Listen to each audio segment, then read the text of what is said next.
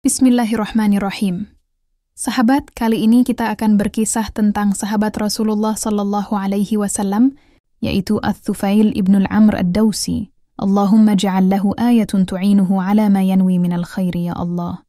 Jadikanlah baginya tanda yang akan membantunya mengerjakan apa yang ia niatkan. Doa Rasulullah sallallahu alaihi wasallam untuknya. Ats-Tsufail ibnul Amr ad-Dawsi merupakan pemimpin kabilah Daus pada masa jahiliyah. Ia juga salah seorang yang terpandang di kalangan Arab dan salah seorang bangsawan yang berwibawa. Api dapurnya selalu mengepul dan jalan selalu terbuka untuknya.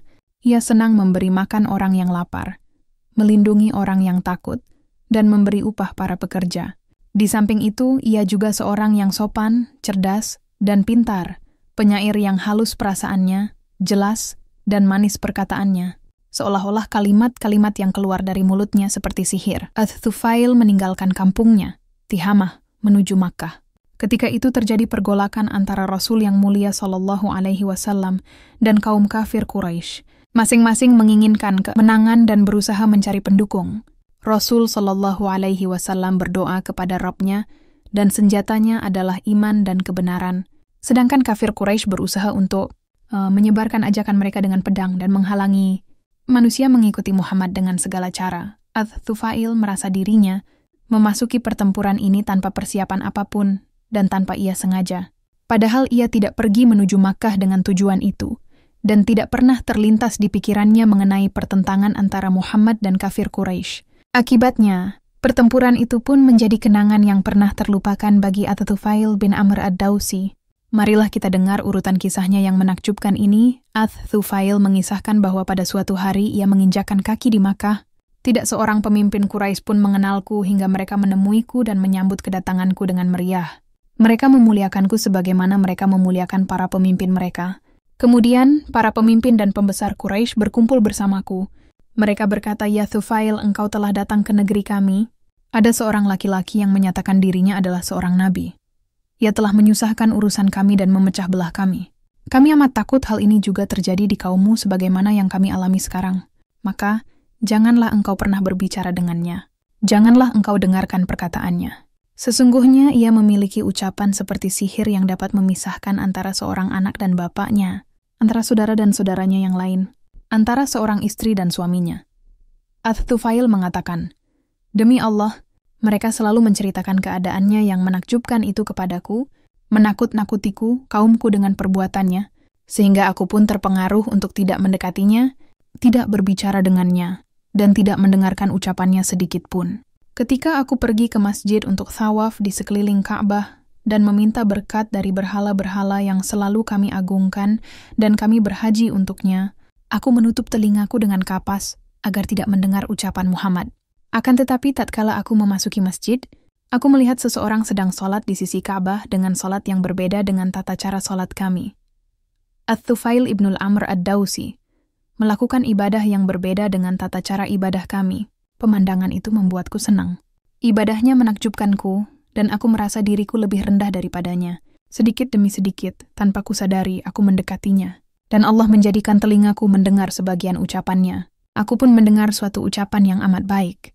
Aku pun berkata di dalam hatiku, "Ibumu telah menghilangkanmu dengan kematian, ya Tsufail. Padahal engkau adalah seorang penyair yang cerdas dan pintar. Mengapa engkau tidak dapat membedakan yang jelek dari yang baik? Apa yang menghalangimu mendengar perkataannya?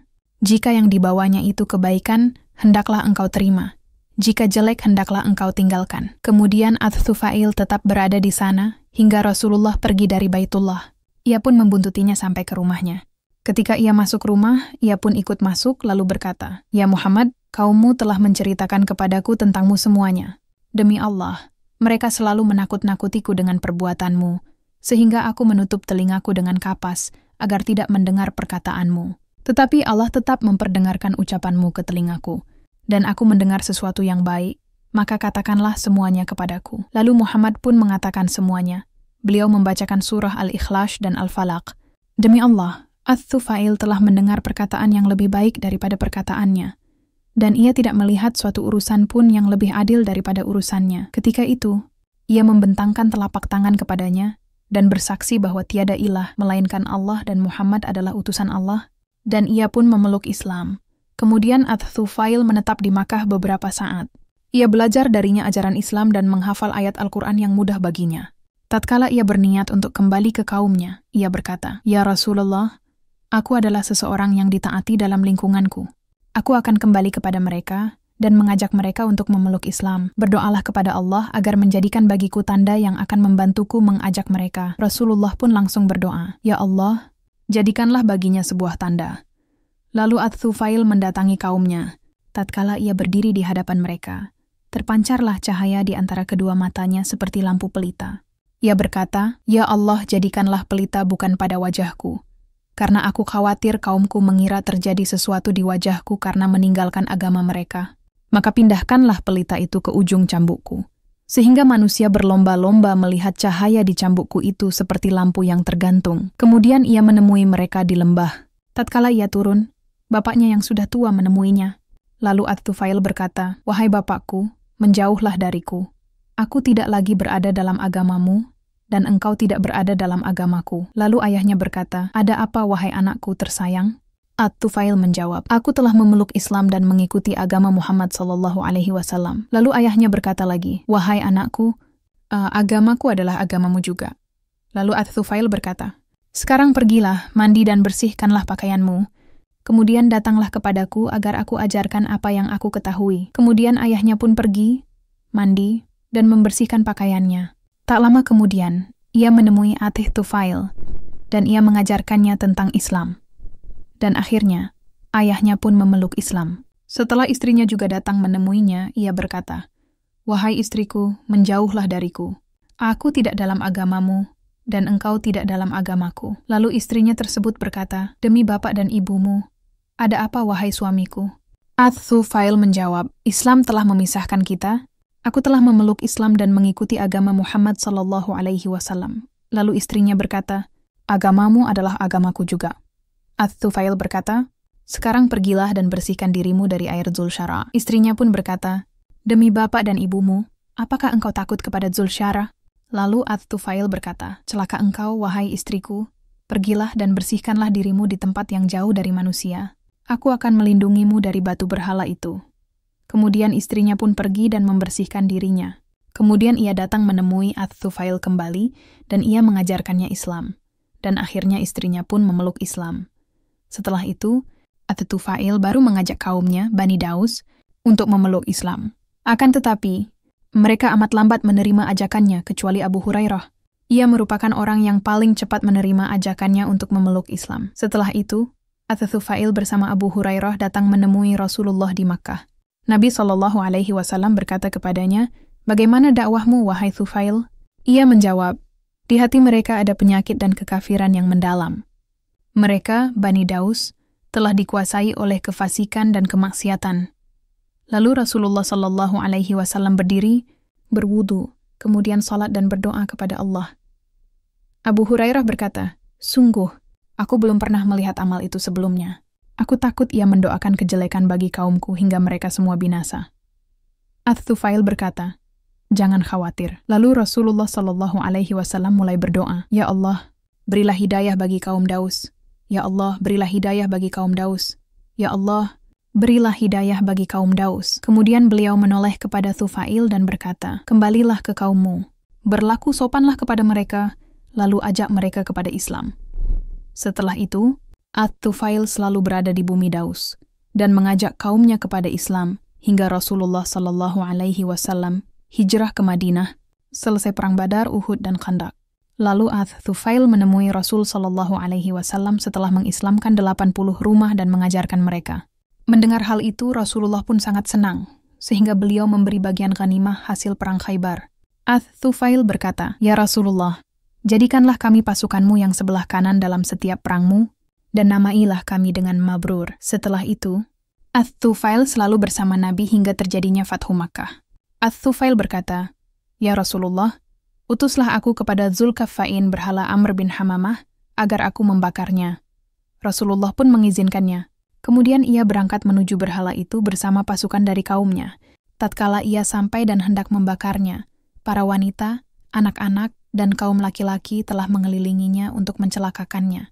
Mereka menunggu seruan bahwa Dzulkarnain sedang dalam bahaya. Akan tetapi Ats-Tsufail tetap pergi menuju letak berhala itu di hadapan para penyembahnya. Ats-Tsufail geram melihat berhala itu dan berkata dengan lantang, "Wahai Dzulkarnain, aku bukanlah penyembahmu. Kelahiran kami lebih duluan dari kelahiranmu.